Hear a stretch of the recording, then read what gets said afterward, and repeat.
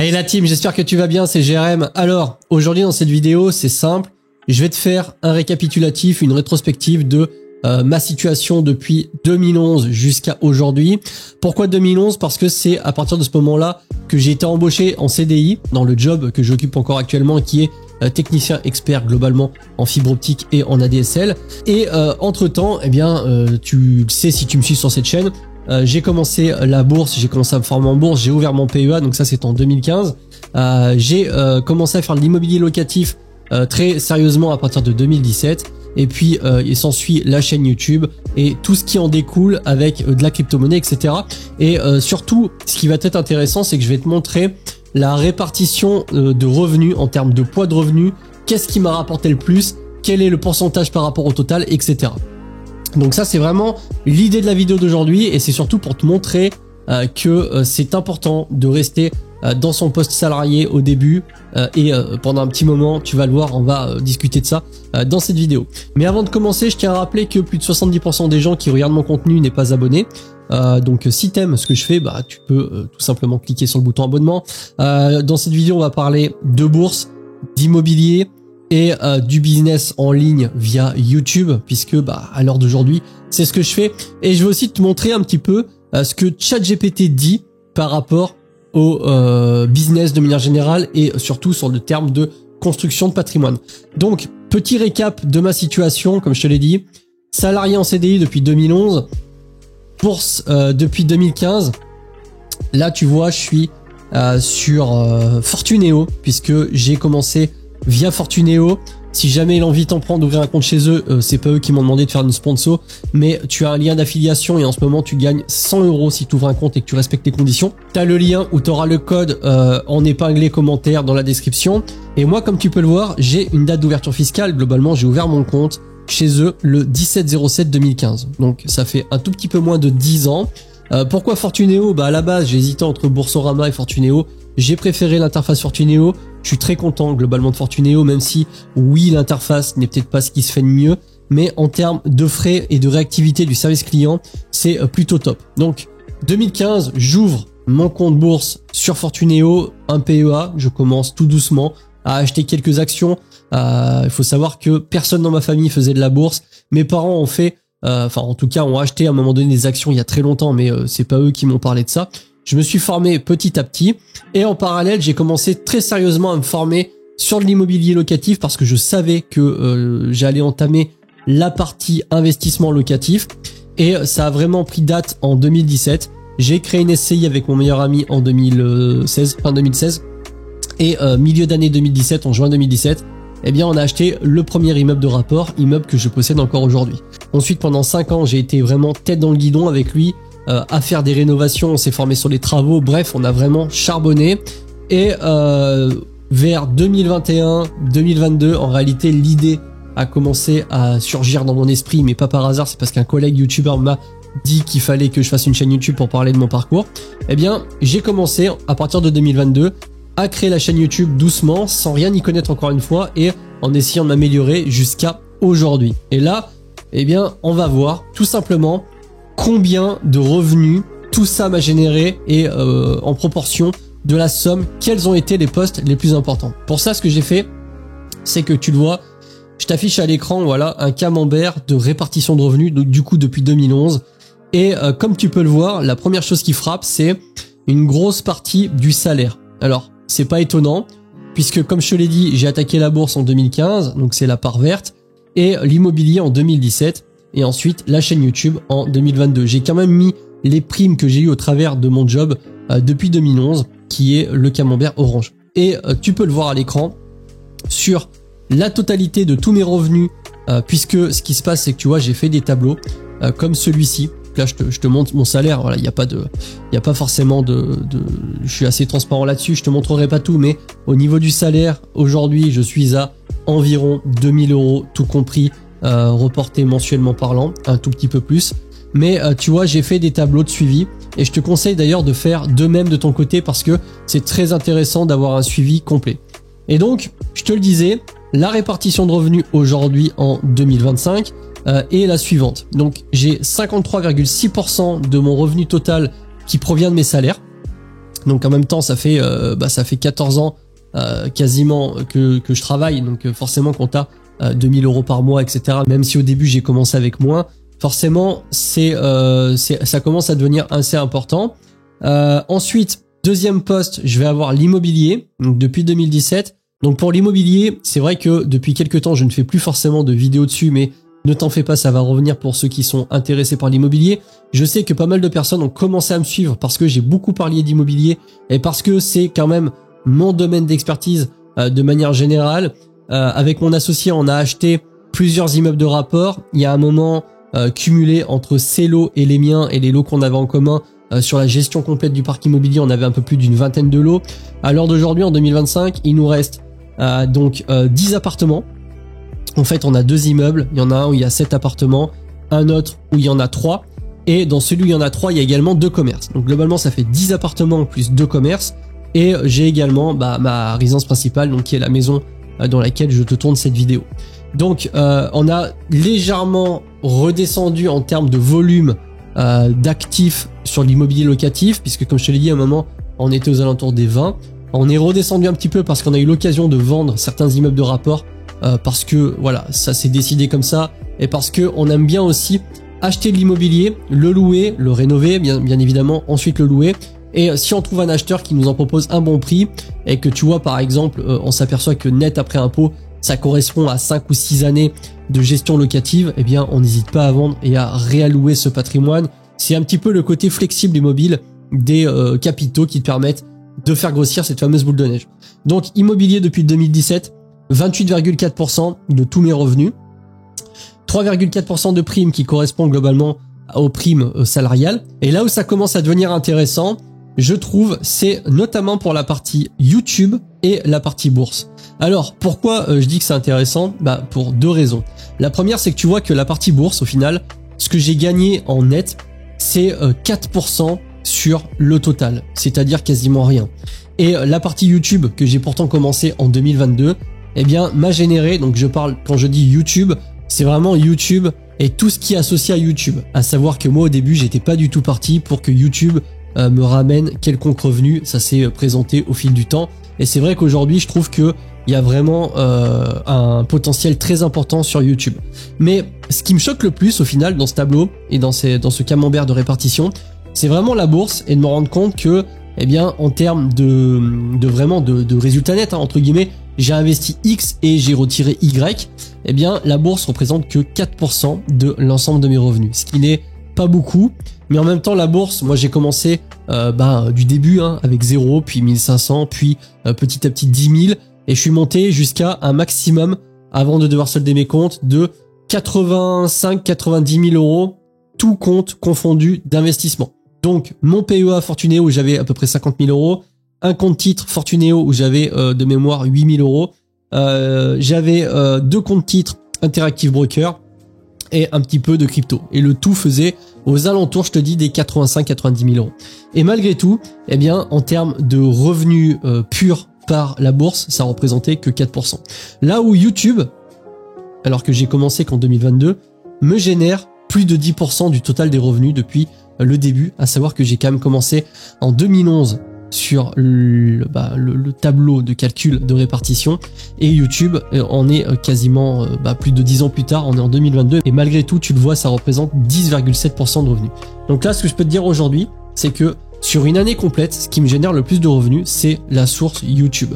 Et ça, c'est vraiment quelque chose que j'avais totalement sous-estimé. Alors faut dire que j'y connaissais pas grand chose, j'avais aucune notion, et surtout je ne pensais pas qu'en faisant des vidéos sur la thématique de l'investissement, il pouvait y avoir autant d'affiliation, parce que c'est ça vraiment qui fait la différence, et aussi sur la partie formation. À savoir que moi, c'est vrai qu'aujourd'hui, le côté vendeur de formation, ça fait tout de suite penser à du bullshit, quelqu'un qui t'arnaque, etc. Moi, faut bien comprendre un truc, c'est que si j'ai commencé à faire des formations, c'est parce que plusieurs personnes me l'ont demandé et répété et rabâché et redemandé. C'est qu'à ce moment-là que je me suis dit, bon écoutez, je vais faire une formation, et à la base, j'ai fait vraiment des formations pour ces gens-là. Il y avait évidemment un double sens et un côté financier, et un côté aussi intéressant de mettre en place tout ça, mais aussi pour fournir une demande à des gens qui avaient besoin d'un produit tout simplement, et en l'occurrence c'était un service. C'est comme ça qu'on est venu. La partie formation, Si ça t'intéresse, toi, de ton côté, de te former, eh bien, je les ai toujours, hein, ces formations, elles sont sur mon site. T'as le lien en description, t'as une grosse formation complète immobilier et une formation axée plutôt débutant sur la bourse. Et à côté, j'ai également mon Telegram qui te permet de savoir ce que je fais en temps réel. Mais pour celui surtout qui veut se lancer dans l'immobilier, parce que c'est important de pas y aller un petit peu à nu comme ça, il faut quand même avoir 2-3 connaissances. Autant la bourse, tu peux t'entraîner tout seul avec 50 balles, 100 balles. Au pire, tu fais une erreur, bon, tu perds 50 balles. L'immobilier, ce qui se passe, c'est que si jamais tu fais une erreur, que ce soit par exemple, ouais, t'as acheté ton SCI alors qu'il fallait peut-être pas, etc. Je t'en parle parce que ça m'est arrivé. Ça peut aller très très vite, il faut que tu repasses chez le notaire et des modifications, bref, ça peut coûter assez cher. Donc si tu as envie de te lancer dans l'immobilier, c'est très bien, parce que comme tu peux le voir dans mon tableau de répartition de revenus, à l'heure d'aujourd'hui, l'immobilier, ça m'a rapporté 7-8 fois plus que la bourse, tout simplement. Et la bourse, c'est quelque chose qu'il faut alimenter, alors que l'immobilier, en tout cas moi de mon côté, ça me génère du cash flow. Je te dis pas que c'est facile, ça prend beaucoup de temps. Attention, l'immobilier, c'est pas magique, c'est pas du passif au sens propre comme on l'entend. Beaucoup de gens te disent l'immobilier locatif, c'est facile, t'achètes un appartement, tu récoltes les loyers. La réalité, c'est que c'est un petit peu différent. Il peut y avoir des phases, effectivement, où tu fais pas grand chose. Mais ce que je peux te dire, c'est qu'avec mon associé, pour avoir fait tous les travaux et pour faire toute la gestion locative, et aussi une grosse partie de la comptabilité, crois-moi que ça prend du temps, mais le jeu en vaut la chandelle, c'est toujours pareil. Si c'était facile, ça se saurait. Mais il faut y aller former. Moi au début, ce qui s'est passé, c'est que j'ai pas forcément acheté de formation, j'en ai acheté par la suite, mais je me suis pas mal formé en ligne avec des vidéos. Et rappelle-toi, quand j'ai commencé à mettre le nez dedans, on était 2015-2016, il y avait pas énormément de vidéos sur l'immobilier. Mais si ça t'intéresse, il faut que tu le saches, j'ai une formation complète sur l'immobilier, vraiment, ça t'apprendra toutes les bases et j'aborde toutes les thématiques de l'immobilier, en tout cas, tout ce que j'ai pu faire au fil des années. Si je reviens un petit peu à la bourse, tu le vois, on en parlait, 4% seulement.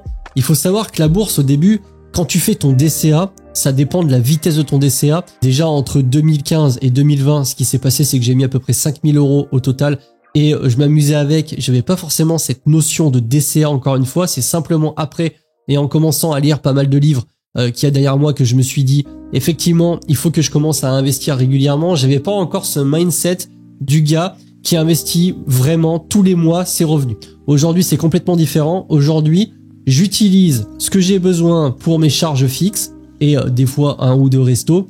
Et sinon, 100% de ce qui me reste à la fin du mois et même pendant le mois, dès que j'ai des revenus qui arrivent, ça part instantanément. Et je te le répète, instantanément en investissement. J'ai mon épargne de sécurité. Le reste, ça va tout en investissement. Ça, c'est vraiment mon mode de fonctionnement. Mais dans les années 2015-2020, j'avais pas encore cette mentalité-là. J'avais pas ce mindset du j'investis 100% de ce que je gagne. Maintenant, quand j'ai du cash flow immobilier, ça part en investissement. Quand je génère des revenus avec mon YouTube, ça part en investissement. Quand je vends une formation parce que ça arrive, ça part en investissement. Bref, j'investis vraiment 100% de mon patrimoine. Et malgré tout, malgré que j'investisse beaucoup d'argent en bourse et en crypto-monnaie, eh bien, ça me rapporte, en tout cas, ça m'a rapporté jusqu'à aujourd'hui 4%. Après la bourse, il faut comprendre un truc, c'est que c'est vraiment de l'exponentiel, une sorte de boule de neige, hein, c'est le principe des intérêts composés. Et au fil du temps, ce qui devrait se passer, c'est que tu sais, la part de bourse devrait prendre de plus en plus de place sur le reste, évidemment, puisque j'ai des capitaux qui sont générés par des revenus actifs et qui sont directement investis dans des revenus passifs. Et là, si on devrait mettre des revenus dans des cases, évidemment, le salaire, c'est un revenu actif. L'immobilier, c'est un revenu semi-actif passif. La bourse, c'est 100% passif. Et YouTube, je te dirais que c'est 80% actif, 20% passif. Si j'arrête ma chaîne, ça va générer quelques revenus pendant quelques mois, mais au bout d'un moment, ça générera plus rien. La bourse, quant à elle, si je m'arrête maintenant et que je laisse seulement mon capital tourner, eh bien si pendant 20 ans, les marchés explosent à la hausse, forcément, ça va me générer du revenu.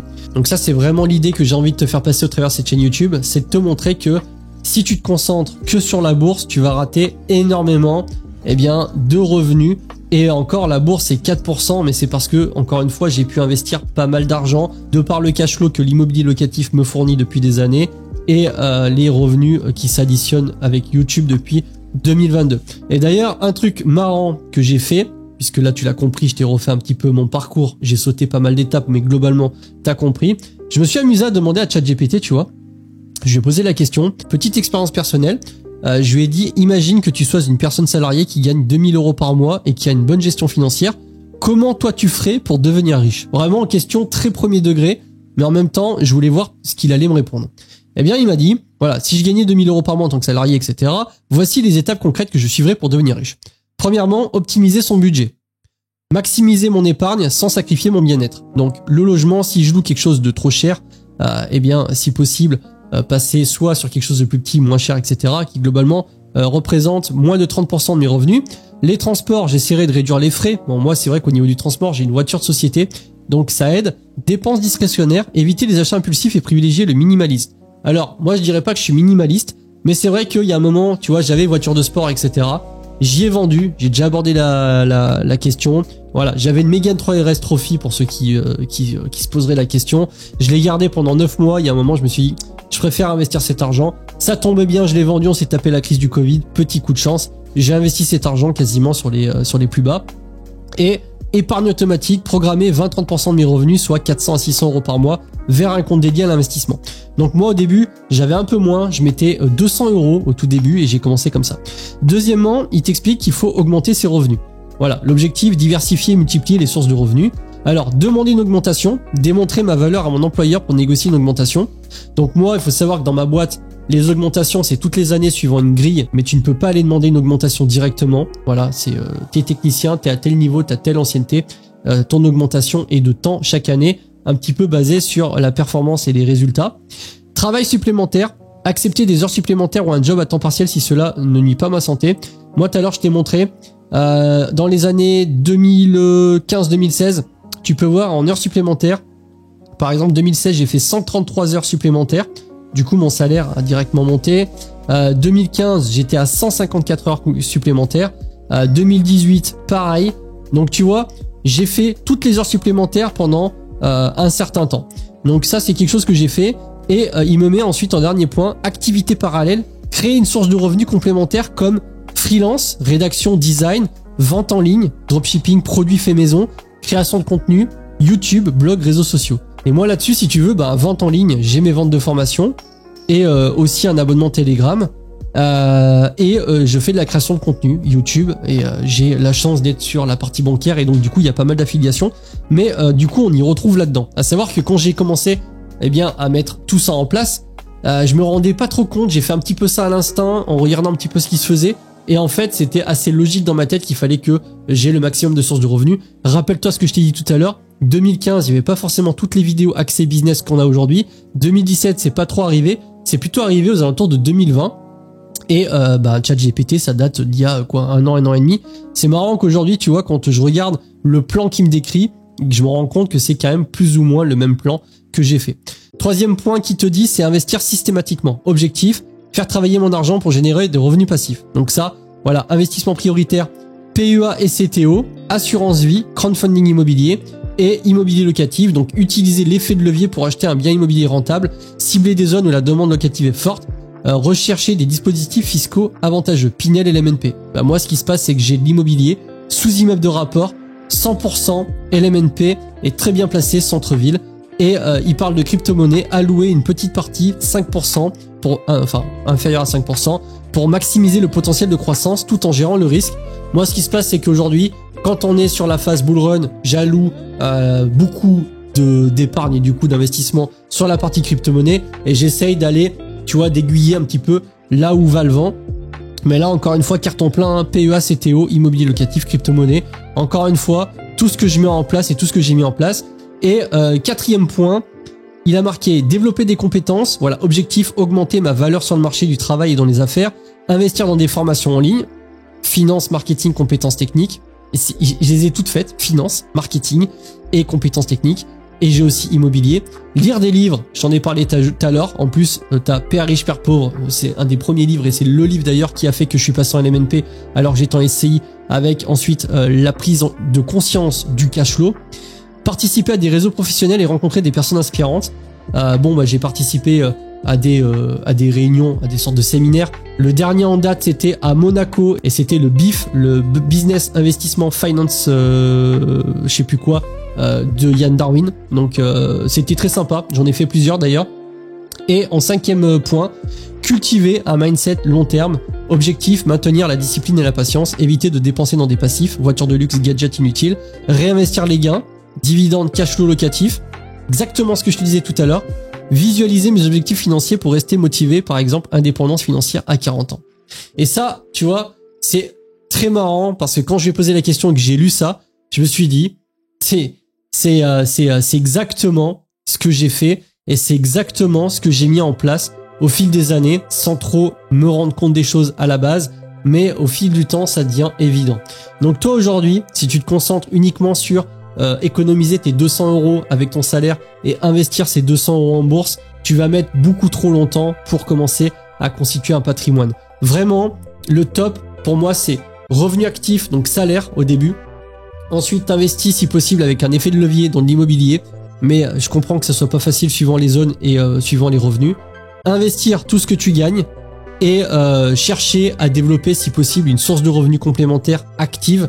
Donc soit tu développes, je sais pas, un site web, un blog. Bon, un blog c'est peut-être plus trop d'actualité, mais t'as compris. Une formation dans le sport ou sur la guitare, où tu te donnes des cours particuliers sur une compétence que t'as, etc. Le but étant d'essayer de générer des revenus. Moi, YouTube, si j'ai commencé, comme je te l'ai dit, c'est parce que un collègue m'a suggéré ça et au début je me suis dit non, je veux pas, etc. Après je me suis dit bon, ok, je vais tester. Si ça marche pas au bout d'un an, eh bien j'aurais au moins essayé. Bon, il s'avère que j'étais pas prêt entre guillemets. Je pensais pas que ça pouvait générer autant d'argent. Alors c'est un petit peu triste de dire ça, mais c'est la réalité. Moi, je travaille beaucoup sur YouTube. Je fais des efforts. Hein, les vidéos sont pas toutes seules. Je fais tout. J'ai personne qui m'aide. J'ai pas de monteur. J'ai personne qui fait mes miniatures. C'est moi qui fais tout de A à Z. Et au début, l'éclairage, le son, la caméra, le montage, Photoshop, etc. Il a fallu que je me forme un petit peu dessus pour arriver à faire un truc à peu près propre. Mais bon, j'estime que ça le fait. J'ai pas 300 000 abonnés, mais en tout cas, ça a le mérite d'aller dans le bon sens. Donc, faut vraiment avoir l'idée générale que avoir un patrimoine assez conséquent, je sais pas, 1, 2, 3 millions d'euros, c'est possible avec du travail et avec du temps. Évidemment, avoir plus 100, 150 millions d'euros, il y a peut-être un petit facteur chance. Mais il faut bien partir du principe que même si tu n'as pas le facteur chance, si tu mets tout ça en place et si tu te sors les doigts, eh bien normalement tu devrais quand même arriver à des résultats qui sont très intéressants. Donc c'était cette petite vidéo. Je pense que c'est un bon rappel et en même temps c'est surtout de faire le parallèle entre ce qui s'est passé pour moi et ce que te décrit par exemple ChatGPT sur un plan à suivre. C'est assez drôle et aussi pour te rendre compte que finalement la bourse, alors que c'est vraiment le sujet que j'aborde le plus, en tout cas depuis quelques temps sur cette chaîne YouTube. D'ailleurs, n'hésite pas à me dire en commentaire si tu veux des vidéos sur l'immobilier. Je sais que ça intéresse quand même pas mal de monde.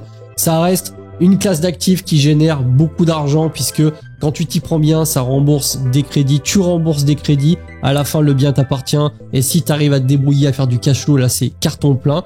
Mais voilà, je trouve que c'est assez sympa. Et, des fois, tu sais, de dézoomer sur ton parcours, en tout cas sur mon parcours aujourd'hui, et de voir un petit peu eh bien, ce qui se passe. C'est également pour ça quand certaines personnes me disent « Pourquoi tu quittes pas ton job ? Tu pourrais vivre sans ton salaire. » Oui, depuis d'ailleurs fin 2022, mais ça serait quand même se priver d'un peu plus de 2000 € tous les mois. Donc pour l'instant, c'est pas trop contraignant. Ça se passe plutôt bien. J'ai la chance de faire de la route, d'écouter des podcasts et de me former. Mais clairement, si un jour ça commence à vraiment me gaver, comme on peut dire, je ferai en sorte d'être tranquille. Mais voilà, c'est important. Moi, je pense qu'il faut pas que tu te lances tête baissée. C'est important d'avoir un salaire à côté, mais c'est aussi important de développer toutes les branches en même temps et pas simplement la branche crypto ou la branche bourse. Allez, si t'as kiffé la vidéo, n'hésite pas à liker, à partager. Si t'as envie d'aller plus loin, t'as tout un tas de liens en description. Formation, mon Telegram, ouverture de compte bourse, bref, t'as la totale. Et moi, je te dis à la prochaine. C'était Jérém, j'espère que t'as kiffé. Salut.